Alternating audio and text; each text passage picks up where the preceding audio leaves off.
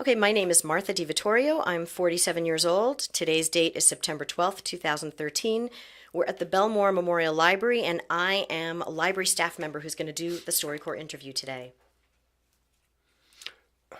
I'm Sander, call me Sandy Belkin, 76-year-old, and at the library ready for the interview. Wonderful. So, this is going to be an interview about your memories and recollections of Bellmore throughout the decades. So, I guess I could start with how long have you lived in Bellmore? Okay, well, first you got to know where I came from. Excellent. I was married at 21 in Brooklyn, New York, but everybody was married at 21 in Brooklyn, New York.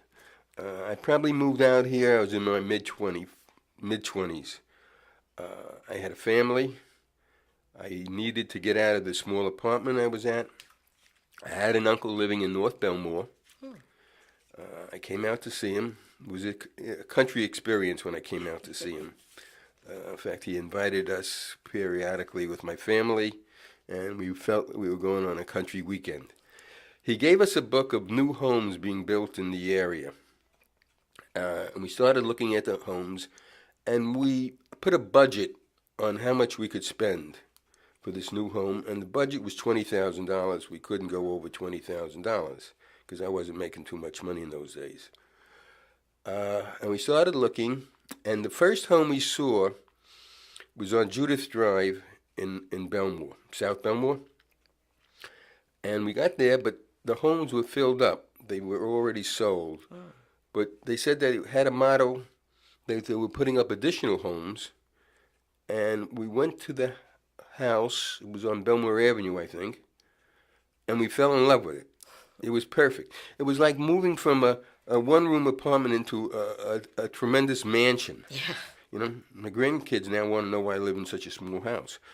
But the house was $25,000, which was an outrageous price. And the builder said house wouldn't be ready for a year. All I had to put down was 10%, and he could get me a 6% mortgage. And could I get the money in a year? Well, my wife and I decided that we wanted the house.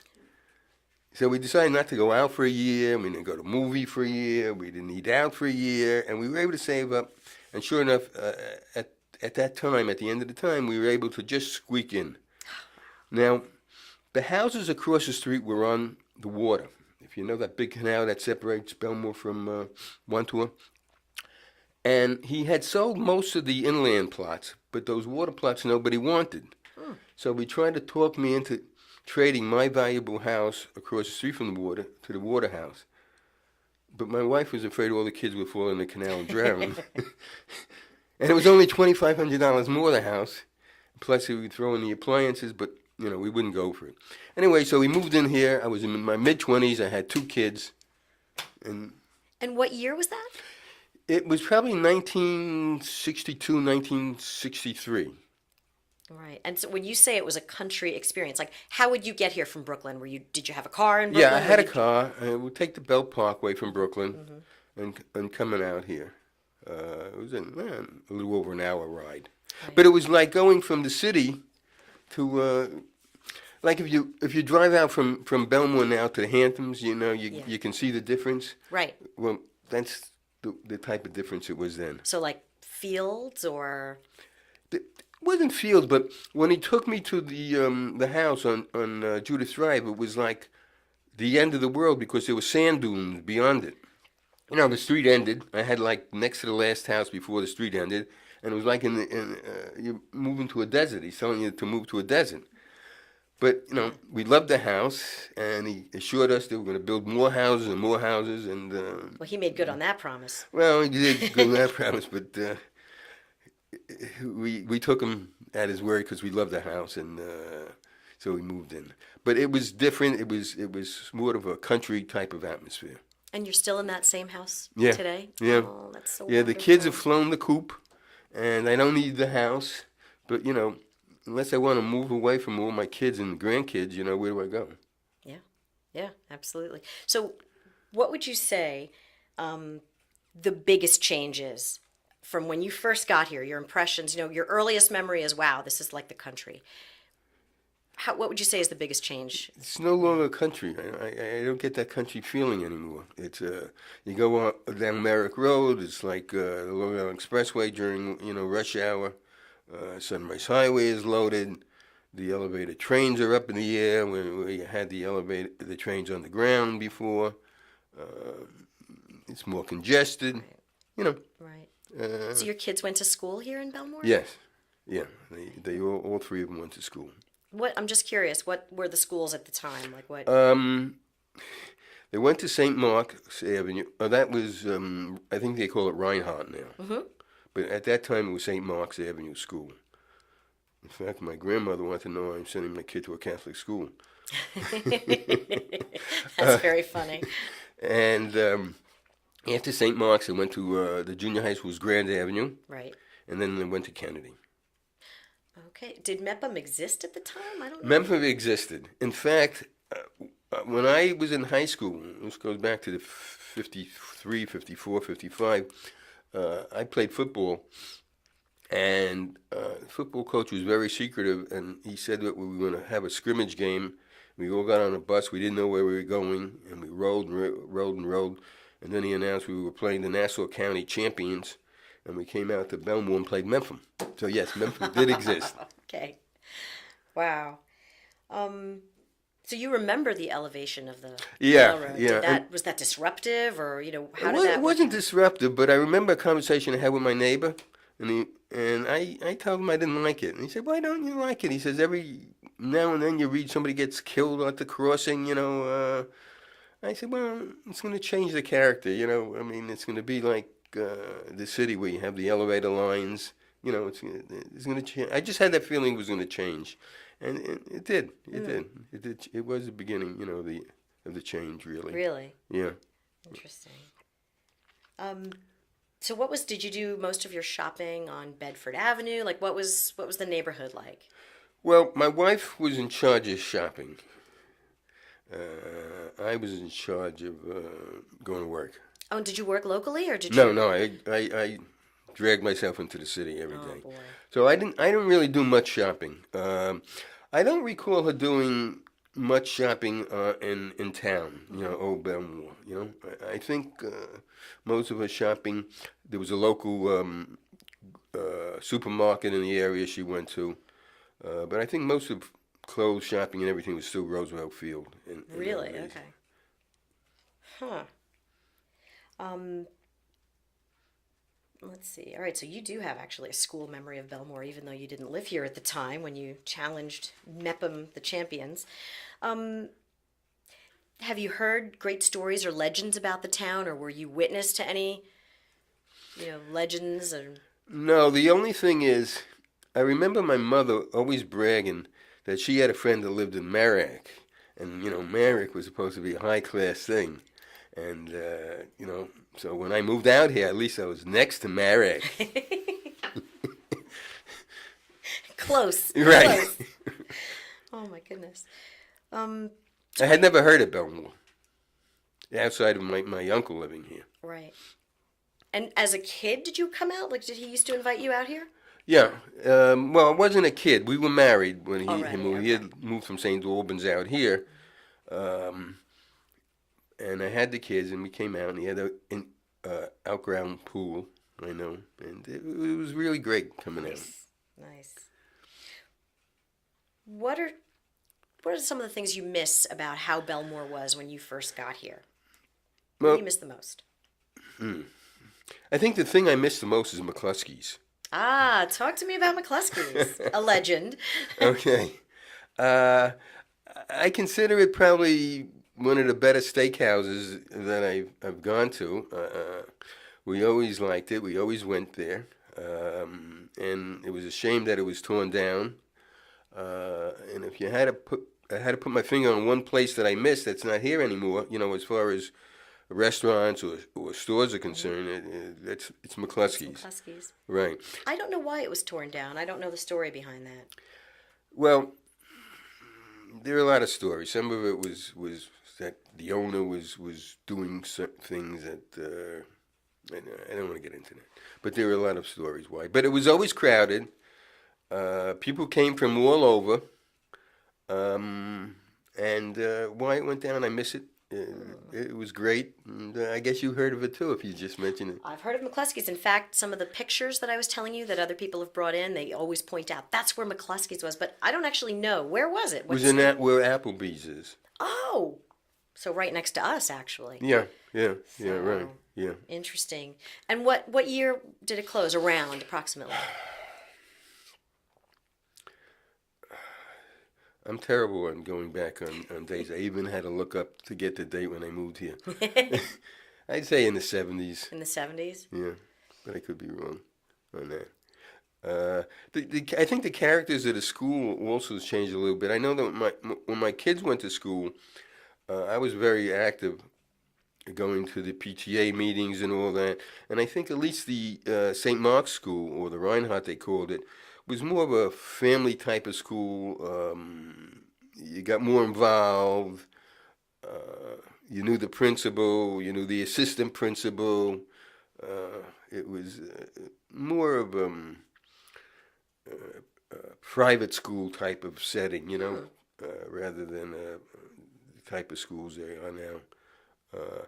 Kennedy was just built. In fact, I think when I came in, it was the first graduating class of Kennedy. So Kennedy was a fairly new school, which is, just about 3 blocks from me now. Right.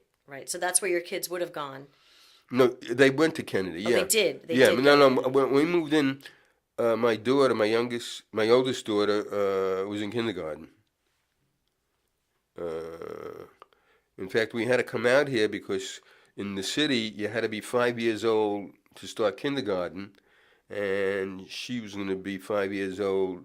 You had to be 5, by December 30th. Right. And that was her birthday. So we came out here and asked them, and they had a different policy, so she was able to start kindergarten. Oh, that's great. Yeah. That's great. Oh my goodness. So do your children live close by? Are they still in? You mentioned you didn't want to move away. Well, I have one living up in Rockland County. Okay. And I have 2 grandkids from him. He's the middle boy. Mm-hmm. I have the oldest daughter living in Boston. Wow. And I have 1 grandson from him. He's 25 now.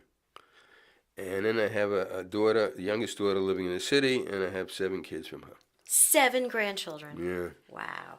So that's the answer. Grandpa, why do you need such a big house? For when you come over. Well, unfortunately, I got to go visit them most of the times. That's how it works. They fly to Coop, and if you want to see them, you got to go see them. Oh. So what do you do now that you consider like a Bellmore-based activity? What do I do now? Well, I play volleyball at the Freeport Rec, but I don't know. It's fairly close to Bellmore. Yeah. Well, we don't have our own rec center, so that's right, the closest one. Okay. Other than that, I wouldn't call the things that I enjoy doing a Bellmore activity. Okay. I play with my computer a lot. I play with the internet a lot. I probably got one of the first computers that IBM put out. So I've been into computers for a long time. I've just taken up acrylic painting recently. Oh my goodness. We have art shows here at the library. If you ever get courageous I'm not that and good yet. Well, actually, I know you through the library. Do you have any memories of what this building was like? No. Way back in the day? No, you started using it later? I started using it from the beginning, but I use it a lot more now. I come in, I take out 4 or 5 books, and I read maybe 2 of them. Well, I get through the first 15, 20 pages, and I can tell if I'm going to go through the book or not. Right. Life is too short to stick with a bad book. Right, I agree. exactly. At one time, I used to feel I was compelled to finish a book, even though I didn't like it. Yep. I don't feel compelled anymore to finish any books. So did the library change over your lifetime, or is it kind of pretty much... I really don't have much of a memory of the early library.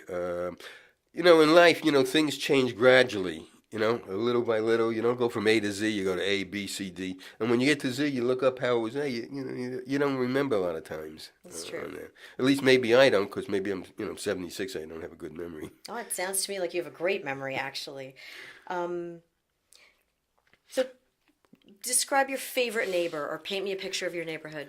When you. Well, of course, I live in a cul-de-sac, so there were 6 houses, in the cul-de-sac.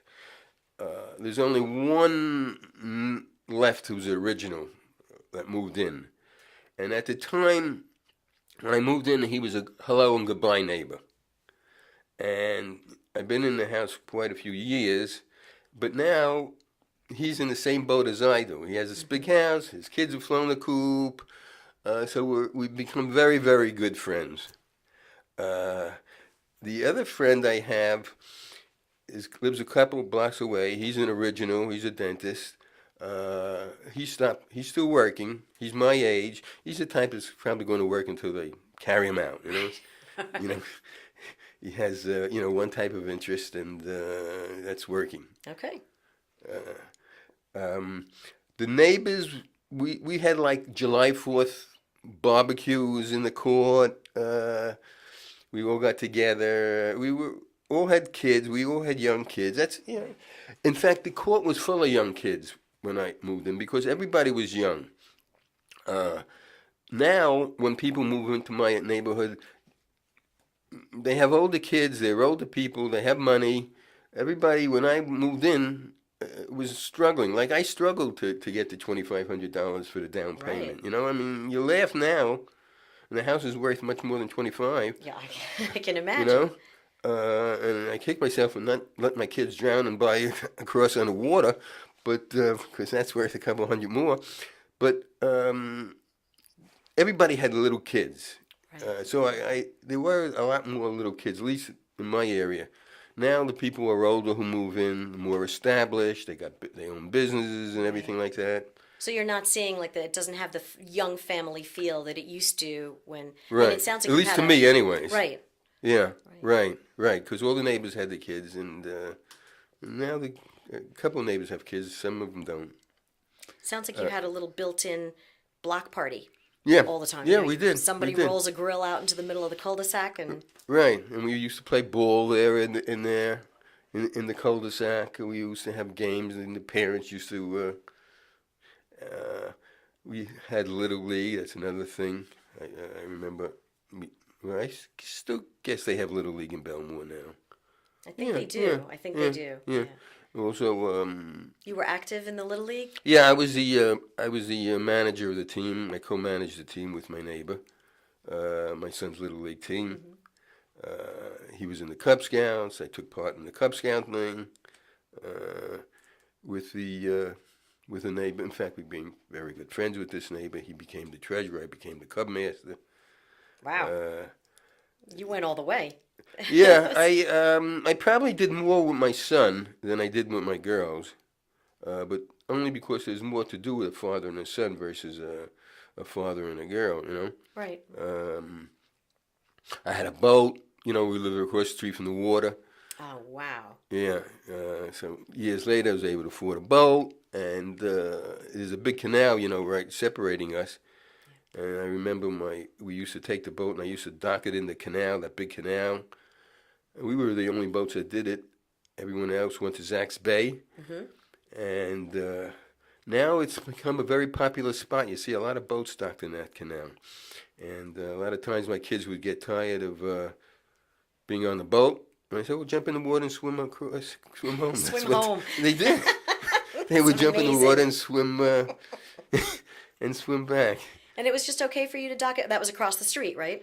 From where you were? Yeah, the water was across the street, and the canal was, a very big canal separating us from one. So it's probably the biggest canal in the Bellmore, Merrick area. Right. On that. So You didn't have to pay marina fees or anything? well, You I could paid just, I paid marina fees for where we docked the boat. Yeah, that we paid marina fees for. But when I went to my favorite spot, I didn't have to pay marina fees. There you go. On that. And you no longer have the boat? No, I gave that Stop. up a long time ago. Yeah. I gave that up a long time ago. So I bet you were... My neighbor has a boat, though, and I go does he? on his. Oh, I'll tell you another story. When I first moved out here, the clam beds, it was clamming was couldn't clam out here for many years. The Why not? waters was polluted, Oh, I guess. So clamming was off limits. And after living out here, after a year, they opened up the clam beds. Now the houses weren't built across the street from me for over almost 2 years from when I moved in, and it was like marshes, and you could actually walk across and start to clam and pick up the clams with your feet and get buckets of clams, just for the taking. You know, you that's didn't. amazing. Yeah, Did yeah. the kids go with you to do that? No, I don't think so. I Oh, think they were probably too young to go too clamming, little. but we were walking around in the marshes. And my neighbor was into that, and he knew where to go and where to get all the clams, and it was that was a treat. Yeah, that was a memory. Yeah, yeah. That sounds wonderful. Anybody clam now or no? There's just They it's all clam, but they hardly. I can hardly go fishing. My neighbor asked me to go fishing, but I say yes, but I don't catch any fish because you got to throw them back now. I think those waters are fished out, probably. Oh, If the fish aren't like 19 to 20 inches, you got to throw them back. right. And he's a stickler for that. See, I'm the type who would keep them if they were on the borderline. Close. Yeah, but he's not. He throws them right back. He got a tape measure there, and if they don't come up to snuff, he throws them back. For the last couple years, I haven't caught any fish. I can't imagine fishing near my home, bringing it home, cleaning it, and eating it. I mean, you guys used to have clam bakes or Yeah. boil them up or whatever. Right, Wow. right. I cannot imagine doing that. Yeah. Used to go blue fishing a lot of times with my neighbor, not the one I'm friendly with now, the one who lived next door at a Freeport all the time. I remember that. I remember the first time I went bluefish. I don't know if you know anything about bluefish. Nothing at all. Well, bluefish are very, very tough fish. It's not like you throw the line in and pull it up and you got a flounder or something like that. And I remember the first time on the boat, I said to him, how am I going to know when I get a fish on the line? He says, oh, you're going to know.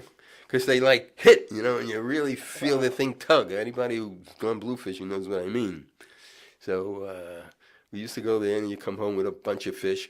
But now the fishing boats go out and I hear they come back with very few fish. It's such a shame because this really did used to be a fishing community. Yeah. I mean, and the baymen and everything, and it's Yeah. dwindling. It's dying down. So, is there anything that you had wanted to cover maybe on waterfront? Well, I'm actually thinking you might be grateful not to have been on the waterfront during this most recent Oh, Sandy? storm. Yeah. Well, from the time I've lived here, there's been several times when they predicted hurricanes. And I remember one time my kids were all in camp and the police were coming down the street saying to evacuate the area. So this is not the first time they told us to evacuate the area. Right. And my wife and I were deciding what to do. So we decided we weren't going to evacuate the area. We were going to go get drunk and have a party. Because I couldn't imagine the water coming across the canal. And then I decided if the water did come across the canal, I'm better off in my house than if I evacuated the area. Of course, I never saw Katrina at that time, so what could happen. But I never evacuated in the 3 or 4 times during all those years. So when Sandy came and they told us to evacuate, I just stocked up on batteries and food, and I didn't evacuate. The water did not reach my house. Wow. It came up the street. It was like a river flowing down Judith Drive. Now, Judith Drive goes on a little slope, so it was going down to the end of Judith Drive. And the people at the end of the block, I understand, got heavy damage. Yeah. We got a little bit of water on our lawn. I got a little bit of rain damage. And the worst thing about it is we lost power Yeah. for a week. And that wasn't fun, losing power. But, I've lost power before in the past. It was not the first time. Right. But if Sandy didn't reach my house, I'm not evacuating. All right, so you're a stay put kind Well, of guy. didn't they say it's the flood of the century? I think they did. And if it floods, I'm going to complain to somebody because, I'm not going to live another 100 years. Right, Right? right, right. Exactly, exactly. Do you feel that Sandy changed the neighborhood at all, or? Well, yes and no. I see more houses for sale, and especially the ones in the flood zone. And I got a feeling it's only going to get worse, not better, because I believe in global warming, Okay. right? I just hope another one doesn't come in my lifetime. Me too. Me too. So if you met a young family out and about someday, and they were looking to settle somewhere, would you still recommend Bellmore? Would you?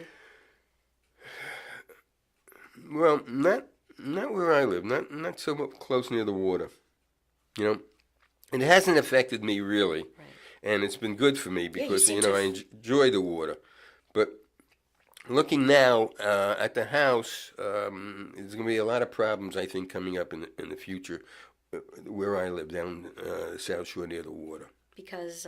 because of more Sandys. Okay. More things. If you further inland, North Bellmore or something like that, it's okay.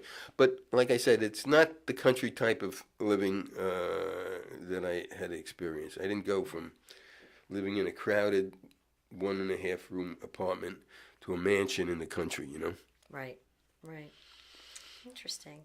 But the mansion's not a mansion, like I told you. My grandkids want to know how I live in such a small house. But in those days, you expected your kids to do better than you did. Just like my parents did better than their parents. You expected your kids to do better than you, and knock wood. Most of it has come true with my kids. But I see it's different now. I don't know how much better kids are going to do than their parents. I mean, It's a struggle. but that's not Bellmore. That's Right. You know, That's the world. yeah. Does Bellmore have anything still to recommend it? Well, it's yes, it does. I have one house near me that they close up more or less for the winter, and they live in the city. They have a house in the city, but they come out here, starting in the springtime and everything like that. So, and that more or less would go with my thinking. If I live in the city, I would have to have a place to go. So yes, Bellmore is different than the city as far as living thing, because you are living out of a crowded city. Yeah. So it still has to offer. It's not the drastic difference that it once was, but you can move further out in the island. That's If you true. want that drastic difference, you can go out to Suffolk County. Yeah. That's true. So what do you do with your grandkids if they do come and visit? I know that you go to them a lot, but Well, they come and visit. When the kids were small and I had control over them, I made them take a blood oath oh, that comes Thanksgiving, that they had to come, okay. regardless of what. So far up to this year, they've all, every Thanksgiving they do come out. Oh, I love You know, other than that, it's hit and miss whether they come out or not. So we wind up, like I said, going to see them. But they do honor that blood oath, and they come out Thanksgiving. We all get together. It's a big thing. So nice. My brother comes in from my wife's brothers comes in from Tucson. My brother from Las Vegas comes in. So it is a big family gathering. I think they all look forward to it in the house. You look at old pictures and and revive old times and stuff I like love that. it. I'm so glad you came up with that, making sure that everybody promised to come back. Yeah. It's a good time. Do you just stay in the house, or are there any Bellmore spots that you guys hit as a family? No, there's no Bellmore spots that we hit as a family. Friendlies. Okay. But I don't think Friendlies was really there when I was a kid. But whenever the kids come out, it's a sort of a given that we go to Friendly. A Friendly was there when my kid played Little League. That's right. Okay, I remember now. Because if they won, I took the team to friendlies. Yeah, right. I had to be there. If not, they got liver and onions. That's right. Yeah, if they won, we took them to friendlies on that. Oh, that's great. And they won more often than they lost. Well, they had a good coach, so.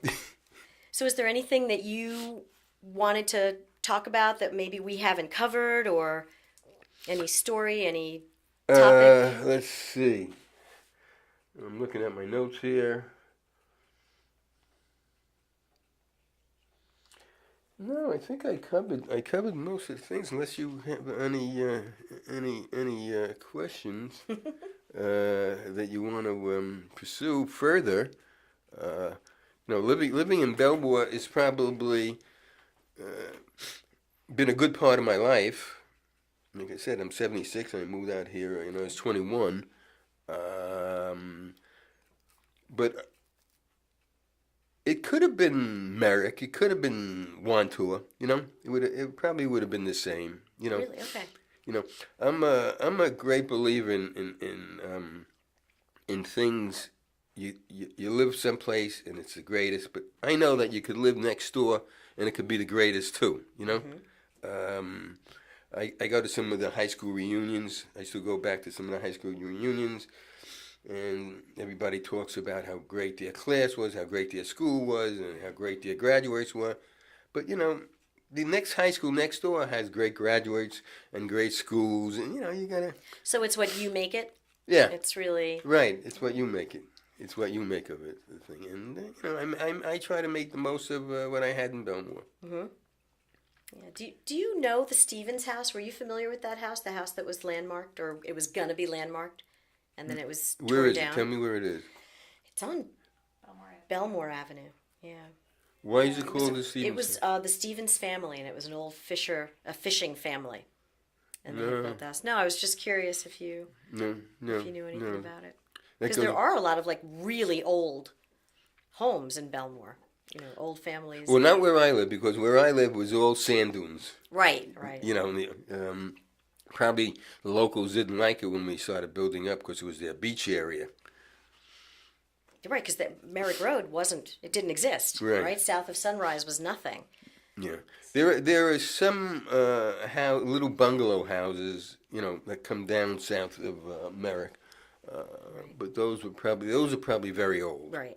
On that. But everything south of Boundary, was all new stuff. Yeah. All new stuff. And like I said, I complained about the sand dunes when I moved in, but my kids loved it. It was like a big playground for them. They would take off into those sand dunes, and I don't know what they did, but they loved it. So for them, it was great. Yeah, for them, it was really a beachfront community. Right. Yeah, and they started building one section at a time. One block at a time. They added, until they got all the way down to the water down there. Right. Wow. Well, I thank you. I mean, this is very interesting to hear about Old Bellmore, and I hope that you're going to come to the street fair. Do you usually come to the street fair? Yeah, I've come. I've taken my kids. I've taken my grandkids. Yep. So we have a presence there now, so I hope that we see you there, that we meet again. Okay.